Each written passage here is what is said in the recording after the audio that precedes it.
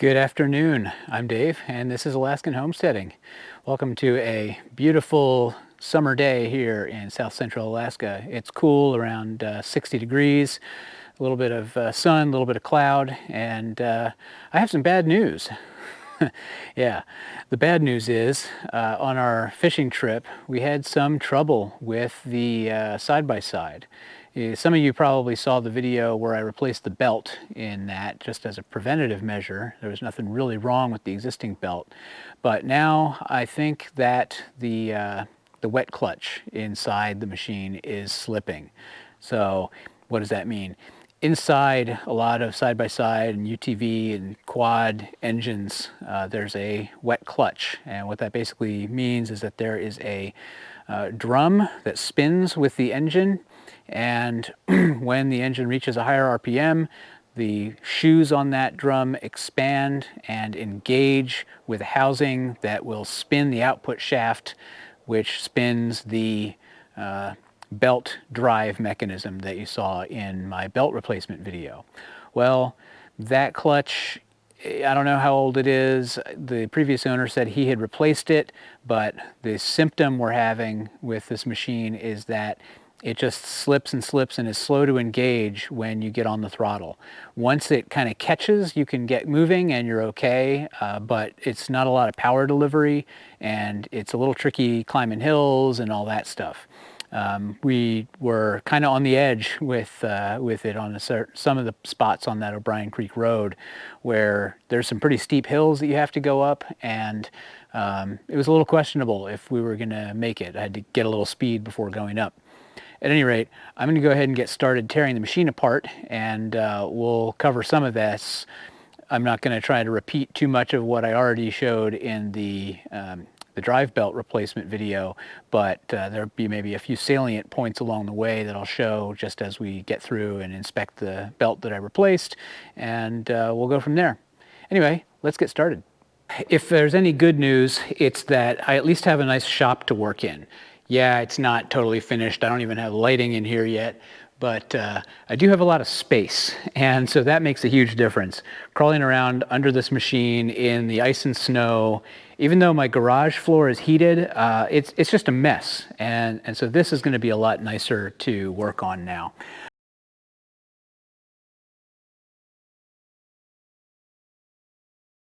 All right, now I have to remove the interior so that I can start to access all of the stuff underneath to get at that, move the gas tank out of there and all that other stuff that I had to do before.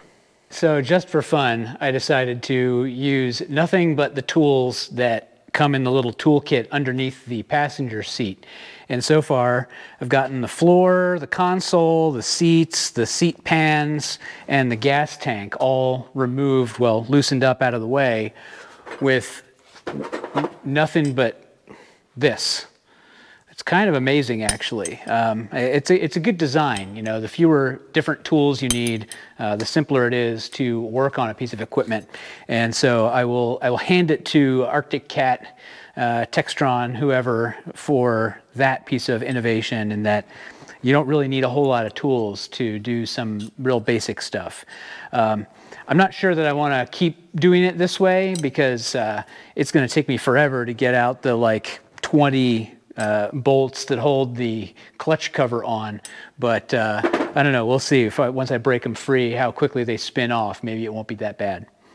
Well, that sure went a lot easier doing this in here. You know, I'll take back what I said in my earlier video about this belt not necessarily being serviceable in the vehicle on the trail. Somebody claimed this was like field serviceable. I don't think so. No way. I just kind of proved that with just the tools under the passenger seat, you can get to the belt and at least check and see if it's intact and everything. Jury's out on whether I can remove the belt in this condition, but we'll certainly give it a shot. Loud noises.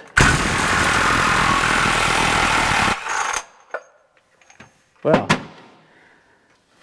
that was easy.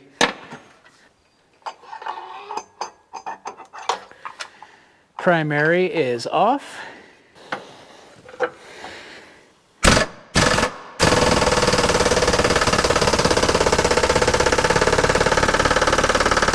Ugga-duggas aren't enough.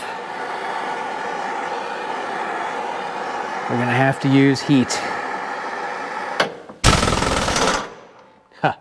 Yep. That's it. Ooh, it's hot. Don't touch it.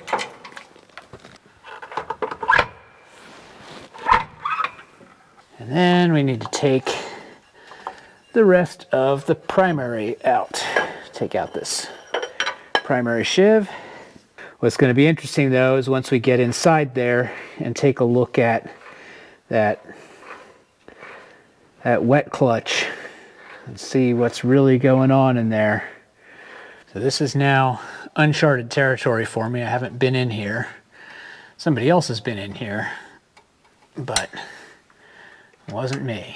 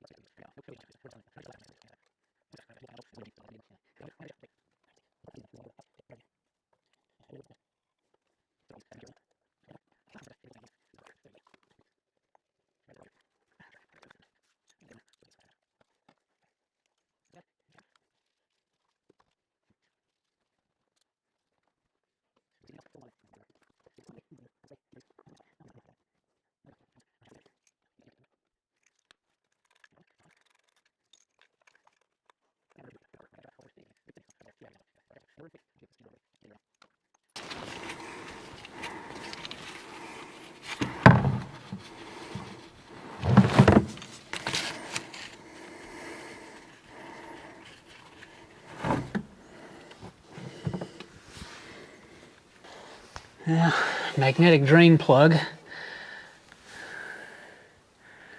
Yeah, it's got some schmoo on it, some metal paste. That doesn't bode well. But I'm guessing that's the lining of that wet clutch drum. We'll know more when we get inside. Now that we've got all the fasteners out and the oil drained, I'm going to go ahead and try and get this cover assembly off. I don't know exactly how it comes off. It might be RTV'd in place. I might need to use a little force on it. Oh, there we go. It's starting to come off. There we go. All right. Came right off, no problem. And I'm gonna get that other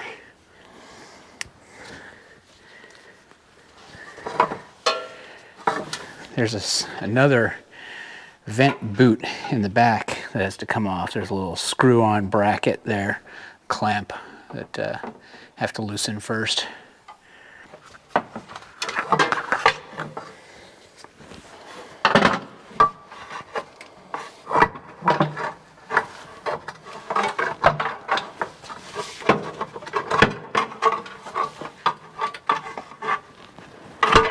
There we go.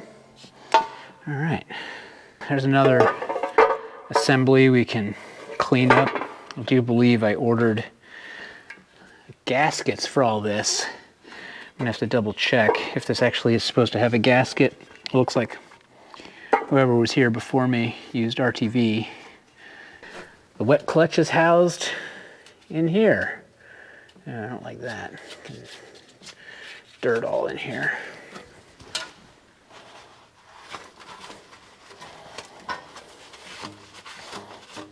Now let's get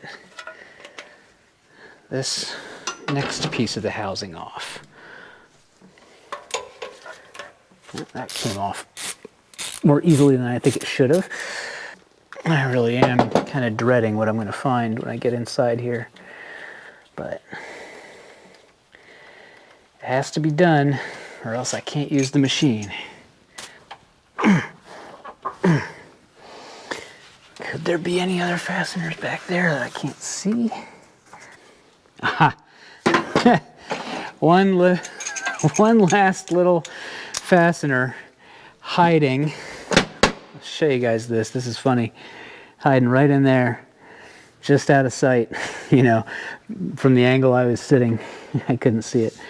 Didn't look closely enough in there. All right, well that's good. And this is why we just use gentle force when we're starting to take off pieces of housings and stuff, because usually if it doesn't come loose pretty readily, you're doing something wrong.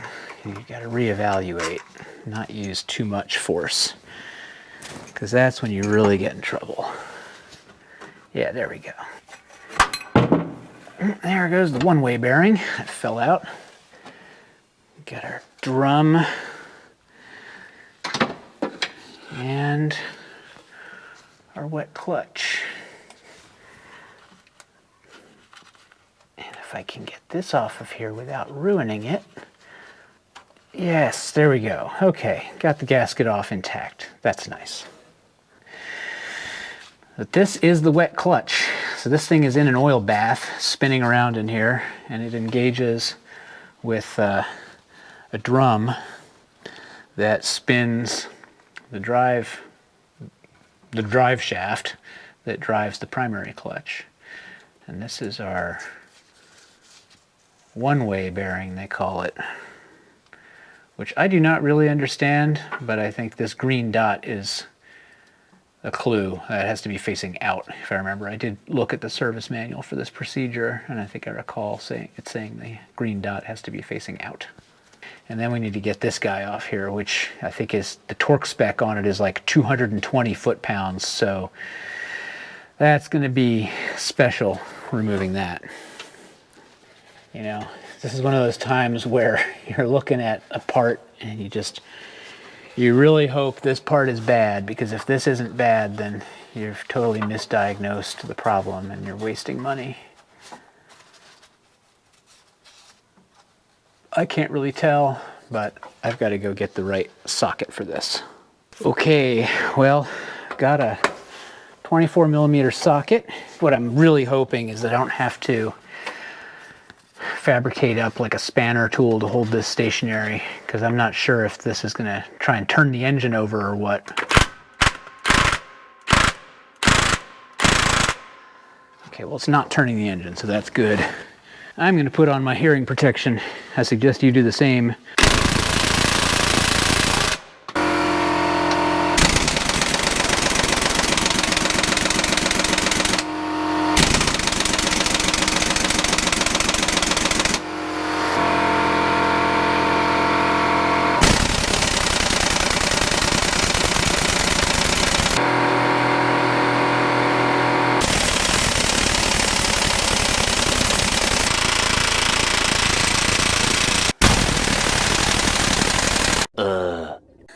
Some days I can't get out of my own way. I'm an idiot. That is a left-handed thread on that clutch pack nut. So I've been tightening it this whole time. I asked the internet and that was the answer. Left-handed thread. All right, well, hopefully I can untighten all of the tightening I've just done to it with my 3 different impact wrenches. All right, try again.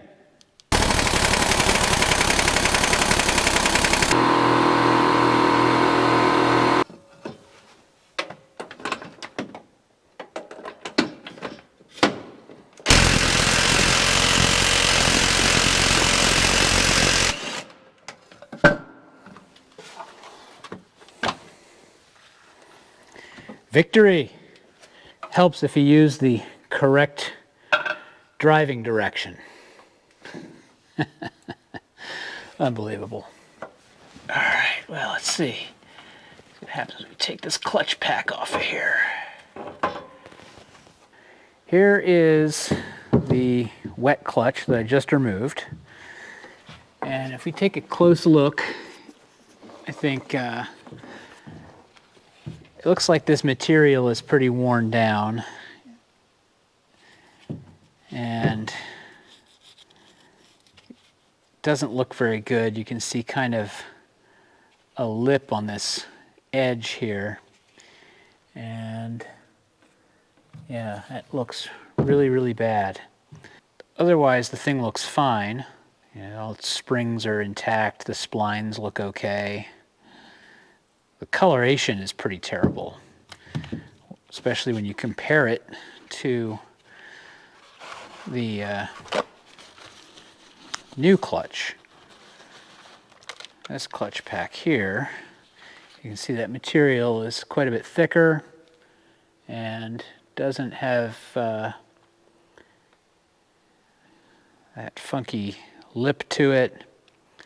It looks pretty good. The one thing that's troubling is this is missing one spring, and I don't think that's correct.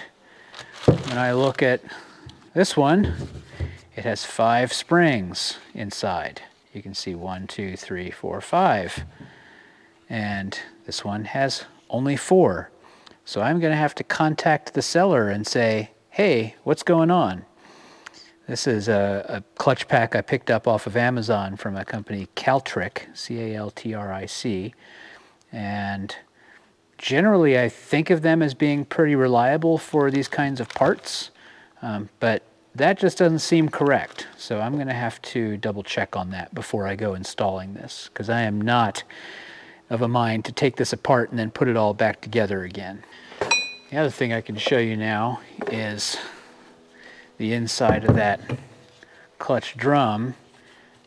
Got a bunch of grooves in it, which is not right. Here's the fresh clutch drum, and it's nice and smooth. Looks good, but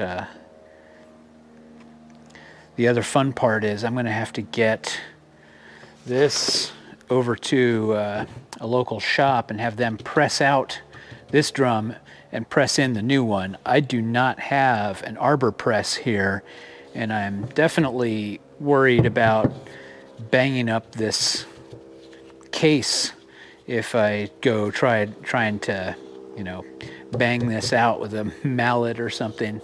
I just don't think that's going to be the right thing to do. So I'm going to have to take this to my favorite local auto shop and see if they'll help me out. I don't imagine they'll have an issue with it. It's a pretty cut and dried task. Press one out, press the other one in, bam, done. At any rate, I'm going to have to go check and see what the deal is with this spring and see why it's missing one of the 5. GoPro, stop recording. Day 2. I've got a quick update. Still on a little bit of a standstill with the Prowler repair on that wet clutch. Turns out the one that Caltric sent me is missing a spring, and that's not correct. So I sent that back, and I'm now waiting, and it'll be, I don't know, almost a week before I get the new part again. And God help them if they send another one without a spring. But in the meantime, I did get a little bit of progress done. So what I've got now is the new clutch housing inside the, I guess this is like the air intake. Shout out to my local auto shop, Alaskan Automotive, on the Old Glen Highway in Palmer. I brought this into them with the old burned up clutch housing still embedded in this, and asked if they could press it out for me, and they did it, you know, no charge. I mean, I take all my vehicles there all the time, and you know, they're super helpful, super nice folks. But yeah, they just took the 2 minutes out of their day to run this back to their shop press out the bad piece, and give me the parts. And the new one just fit right in. I didn't need to have a press to reassemble it, which was nice.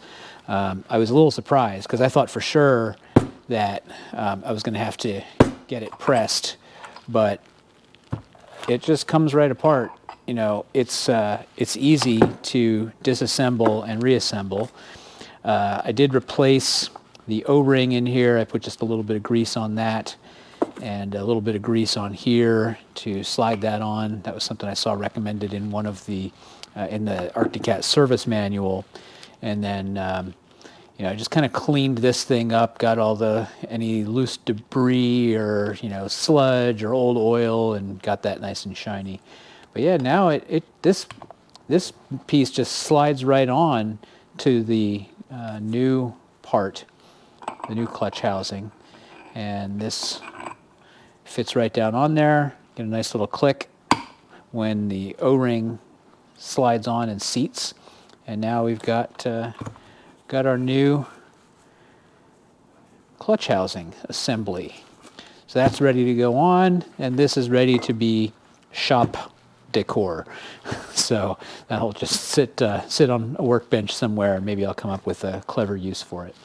Anyway, I'm going to keep waiting for that part, and in the meantime, I'm going to do a few other little maintenance tasks. I've got some suspension bushings to replace, some like swing arm bushings and things like that. I'm not going to film any of that stuff. That's just not that interesting, I think.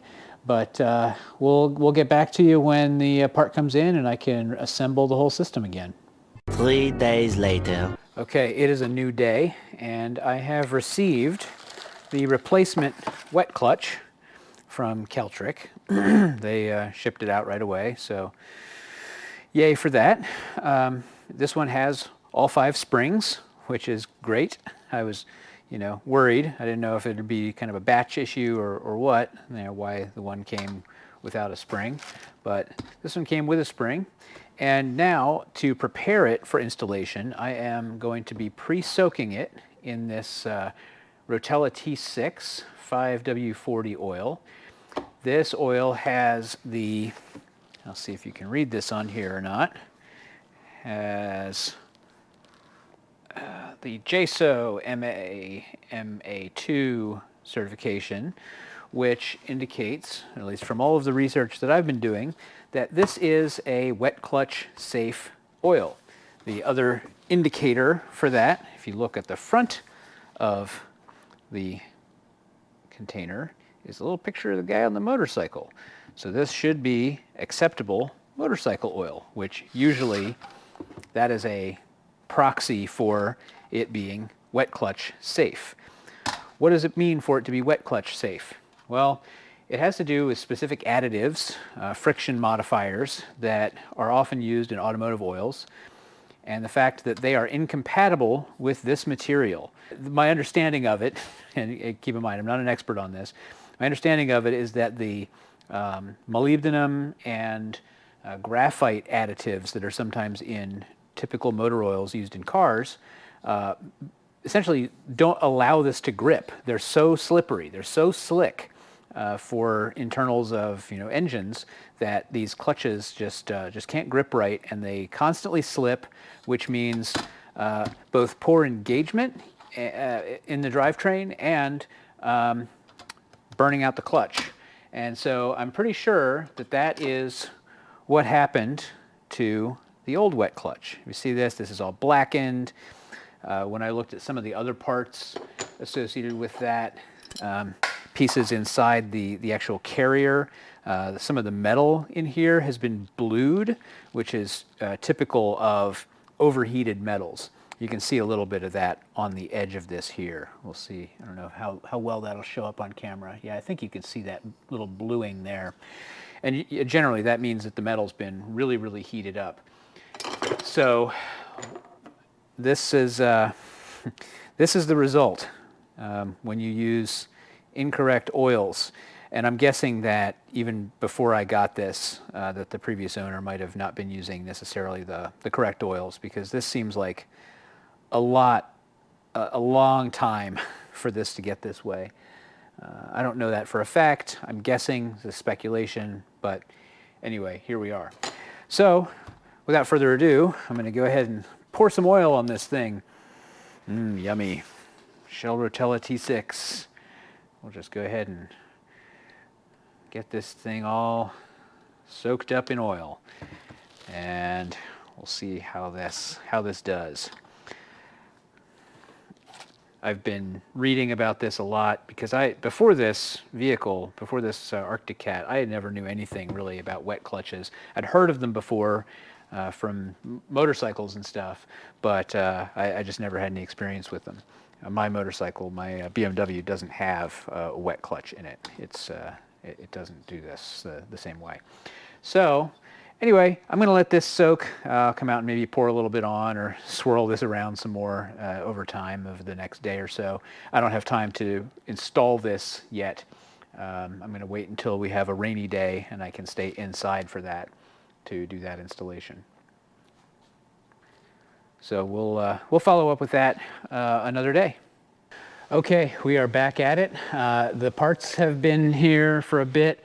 I've got this pre-soaked in the appropriate engine oil, and it's time to go ahead and reassemble the system. I'm going to install the wet clutch, put the housing back on, put in the outer clutches, and get things all back up and running. We are not going to reuse this gasket. It's intact, but I have a fresh one, so I'm going to use it. A moment of truth. We have a wet clutch that's been sitting in an oil bath for a little while. I'm going to go ahead and slide that guy back in there. And again, no one-way bearing. We are not reinstalling that. Now this gasket goes on. There's a couple of little locating dowels to hold it in place. Red Loctite 271 per the manufacturer, which we are going to apply to these threads on this nut. We'll dab a little bit on the shaft there, and we're going to go ahead and spin that on by hand first, get it seated, and then we are going to blast it with the impact. Yeah, see, we got a bunch of that squeezed out, but there should still be plenty in those threads. Oh, we're just going to wipe that excess off. And now it's time for loud noises.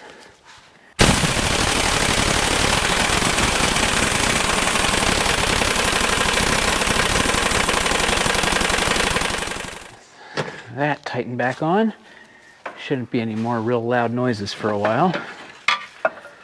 The next phase is going to be to reinstall this stack. This is the primary clutch. And on the back of here, that is the wet clutch drum. So that gets installed. This housing covers up the wet clutch and seals the engine off. And then we put the primary clutch on. That's all good to go. And now this assembly gets reinstalled. This is where that one-way clutch would ride, and we are, as I mentioned, not installing it. If we were to install the one-way clutch, or sorry, the one-way bearing, I keep misspeaking, this green dot and the word outside would go on the outside. And this, you know, however it operates, and I don't really know, I don't understand the theory of operation on this one-way bearing, but the point of it is that when you're operating the machine, it gives you some engine braking when you're off the throttle, but the recommendation to delete this one-way bearing comes from Arctic Cat. They had issued a technical bulletin saying to get rid of them for vehicles that are in sort of hard service. And with the plowing that I do all winter on my property here, I think that qualifies. I am pushing massive amounts of snow, and for whatever reason, I guess these one-way bearings don't like hard service. So away it goes. This guy goes back on here, and then let's make sure we've got it lined up correctly. There's little locators. Yep, there we go. That's on now. These screws, again, T30.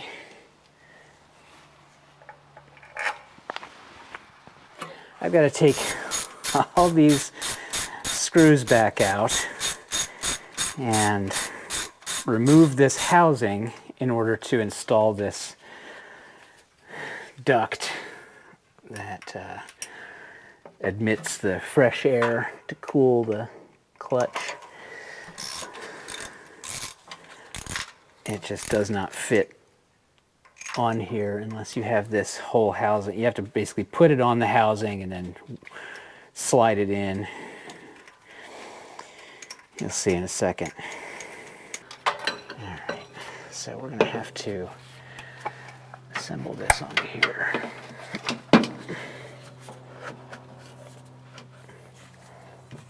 And then put that onto there. And then we can put this in place. That's super.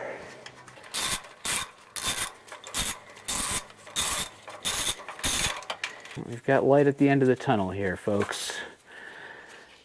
If I stick with this, I'll be able to have this machine running in another 1, maybe 2 weeks. Nah, just kidding. I should be able to get it back up today, I think. If I can keep working uninterrupted for a while. That's on. No one-way bearing. Don't need it. According to ArcticCat, they said you don't need it. So I'm going to follow their recommendation. Yeah, these little shorties are what connect the outer clutch housing to the engine case. Cleaned this guy up nicely. I mean, I just stuck it in the sink and used a dish brush and dish soap on it and cleaned it up and dried it off. So it's nice and clean, ready to go back on there. So we'll go ahead and reinstall this housing. Now we're stuck. There we go. There we go. That's on there. This guy goes on there. And this has no gasket, no sealant, nothing. Because it's not holding in oil or anything like that. It's just really a dust cover for the clutch. Yeah, I think there's just one missing fastener for inside here, and that was one that I believe. I'm going to blame the previous owner for that one. Because when I went in here to do the belt, I found that one was missing. So, but whatever, it doesn't matter.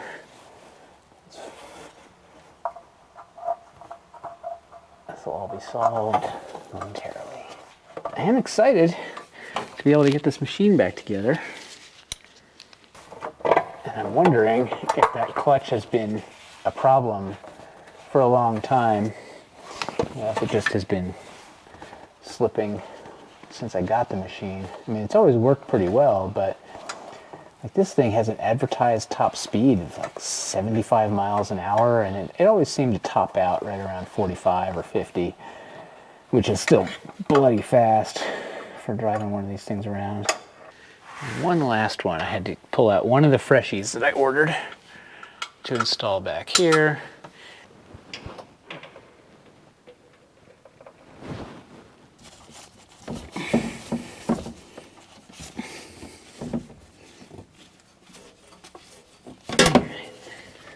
That boot is on there nice and firm. Now we are ready to install the primary clutch. Maybe that screw opens it up just a tiny bit, but overall it's not doing much. So we are gonna have to get a little crazy here with this installation. Alright, come on. I know you want to go in your home. There we go. Not quite there yet, though. Gotta go a little further.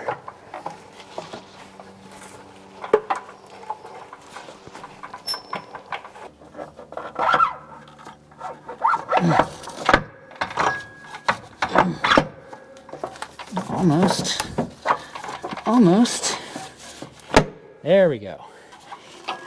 And this is where I had to get funky with those clamps.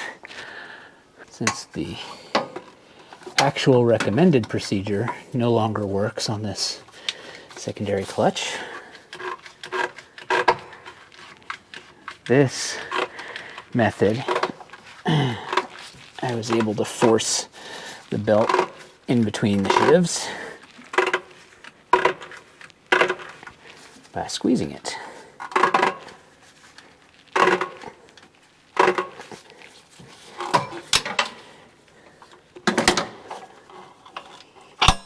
Ta-da. And then we are pushing this on. Now, we are not on all the way. You can tell because you can't see any of the spline sticking out here. I think that means I just need to get on this and squeeze it some more.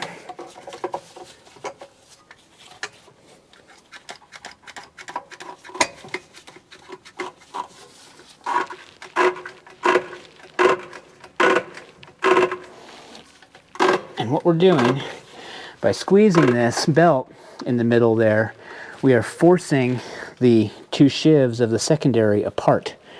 And that is what's necessary to give the belt enough space so that you can push the two halves of the primary clutch together all the way, so that you're getting onto the spline all the way.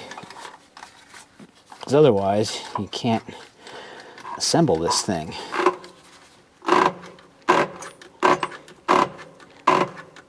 I'll say this is very much a hack, but in my situation, with the damage that's been done to this device, that stripped out thread, just it's the only way I can see clear to get this belt onto.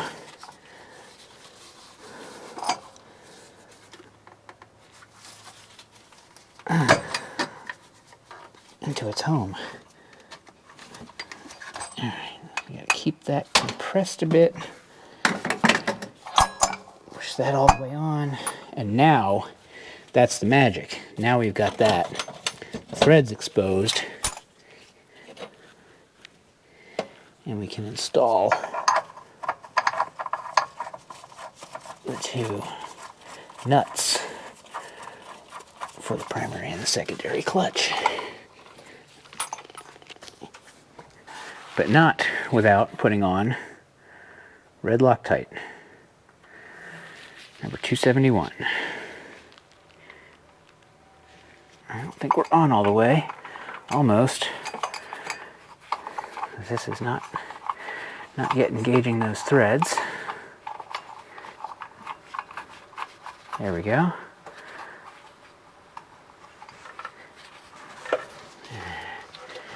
Now we're getting somewhere. And I've got to get Loctite on the threads for the secondary as well.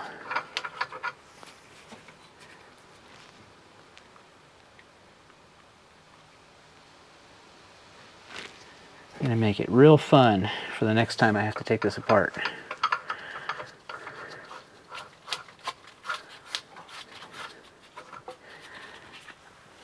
Okay.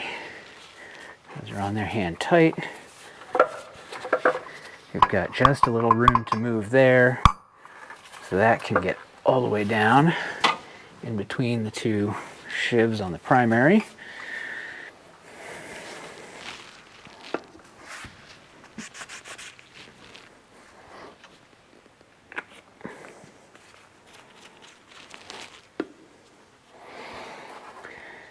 Okay, time for some more loud noises.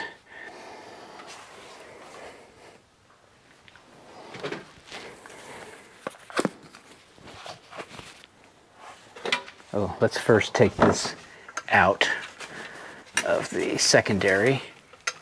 Do not want to forget and leave that in, even though I don't think it's doing anything. Because again, I had to separate those sheaves with my hack.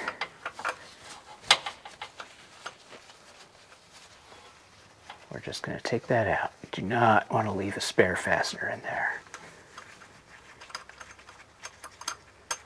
All right.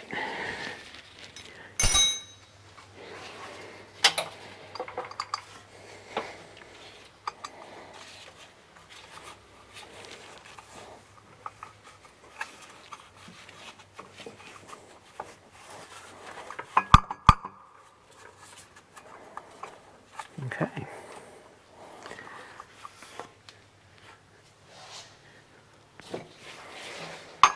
Is it this one?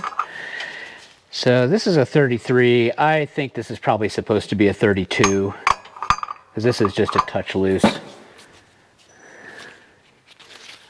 And then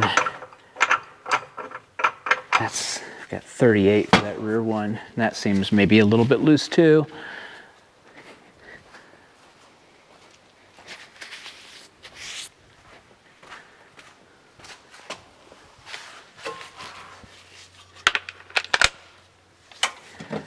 All right, loud noises.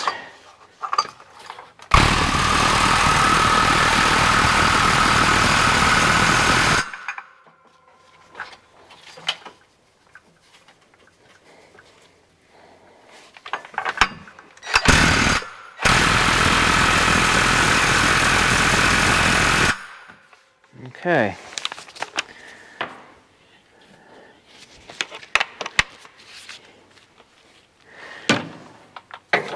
Loud noises, part 2. No, this doesn't fit in here.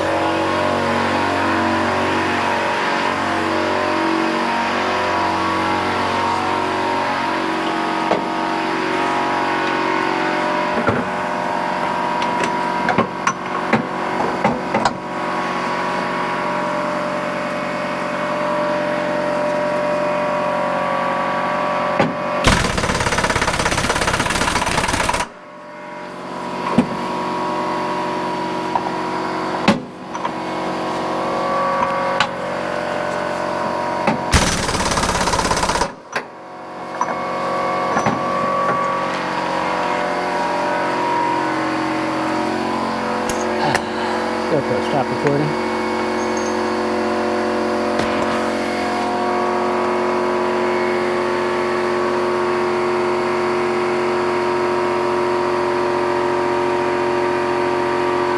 GoPro, stop recording. GoPro, stop recording. All right, we've got this back together. Got our red Loctite in there. Shivs seem to be doing their thing. And now it is time to put some oil back in the engine and fire it up and see what happens. Well, we've got the engine full back of oil, and we're still blocked up. We're in neutral. Parking brake is on, not that it matters. And we're going to start the engine and take a look at these clutches spinning.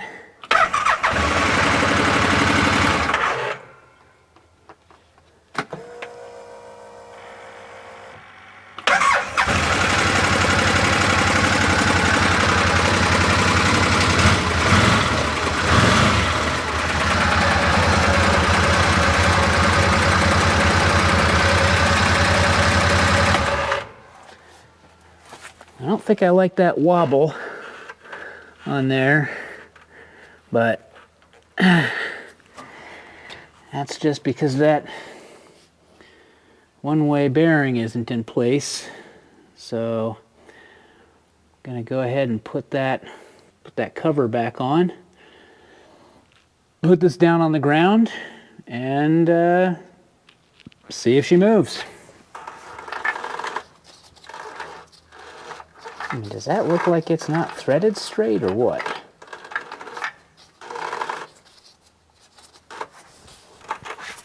mean, I threaded it on by hand before using the impact. I don't see how it could be threaded wrong.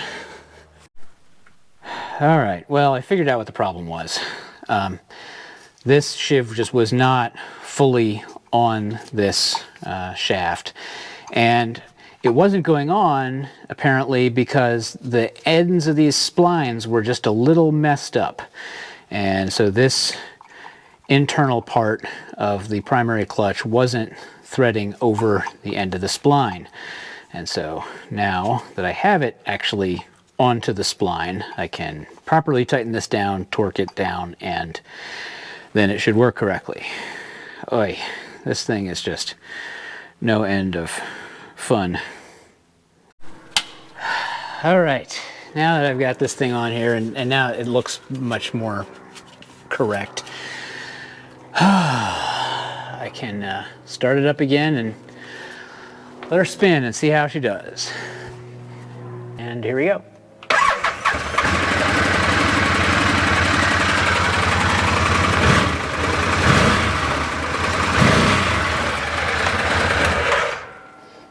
Okay, good. That operated correctly. It may have been subtle, but you could see the primary clutch compressing a bit as it spun at higher RPM. So now we know that the internal wet clutch is engaging, and we know that the primary and secondary clutches are operating the way they're supposed to. We can, I'm sorry guys, gotta move you out of the way. We can pop the outer cover on. Oh, whoops, right in the face. Goodness. Gotta get that belt loosened up again. It's putting so much tension on the output shaft there that this thing is just deflected off to the side a bit. So yeah, we'll squeeze the belt one more time, get that loosened up.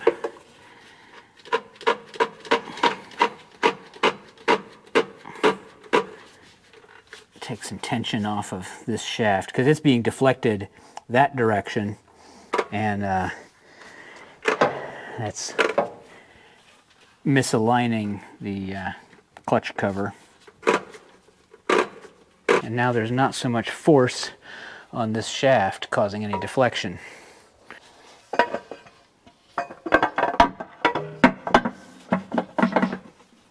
There we go. Now it goes on easily.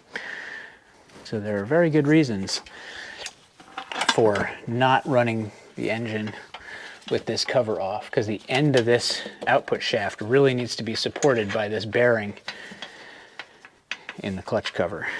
That's what I'm taking away from this little experiment. But I really wanted to make sure that that clutch was assembled properly and everything was working right. And I'm glad I did, because initially it was not. First we want to get everything aligned nicely. And that's a good general principle, just mechanically speaking. If you have a whole series of fasteners connecting one assembly to another, put them all in loosely to start. And that way you can make sure that everything lines up. You're not forcing any fasteners into anything. And then once you have every fastener threaded at least partially in, you can make sure the assemblies are properly aligned and then do the final tightening on any of your fasteners. Yeah, sometimes you get in a rush, you just kind of forget yourself and don't do it right.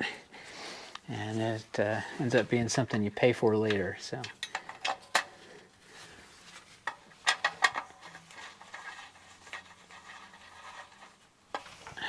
Okay.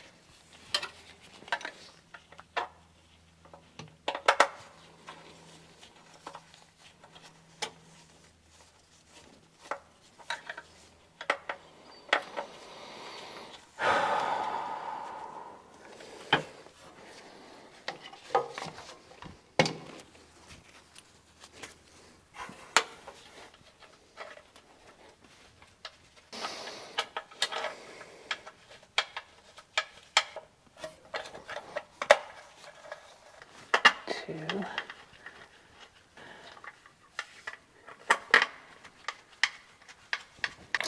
Probably just gonna fast forward through this section because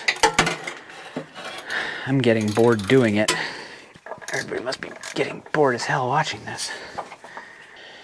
Yeah, now it's time to take all this sort of extraneous junk out of here, put her down on the floor, and drive out of the shop and see how this new wet clutch is engaging.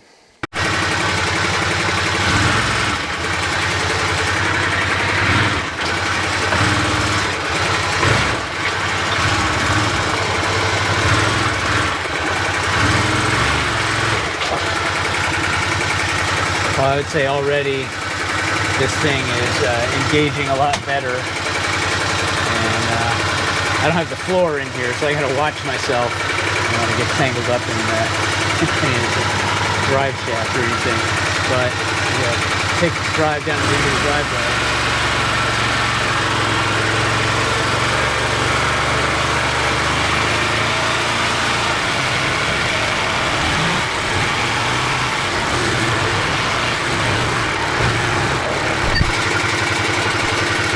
Certainly much more drivable. Hopefully you guys can hear me over this engine. I don't know how well this mic is doing, picking up over all that background noise. Okay, well, I would call this repair a success. The machine accelerates more smoothly. You can start nicely from a stop with this new clutch in here, which is something that it always had a problem with from the day that I got it. It was always just kind of jerky getting started. So I think that wet clutch was always a little bit messed up. It just never really came on nicely. And this is the first time I've owned one of these machines, so I didn't really know what to look for. So anyway, we've got that replaced, everything's reassembled, and we should be good to go. Thanks so much for joining me and watching this lengthy repair. Hopefully you learned something. I know that I sure did. This was definitely one of the more complicated and difficult repairs that I've done, at least on this machine. Subscribe if you want to see more of this stuff. I've got plenty of it to do. We've got all kinds of machines here that need work, and we'll see you next time.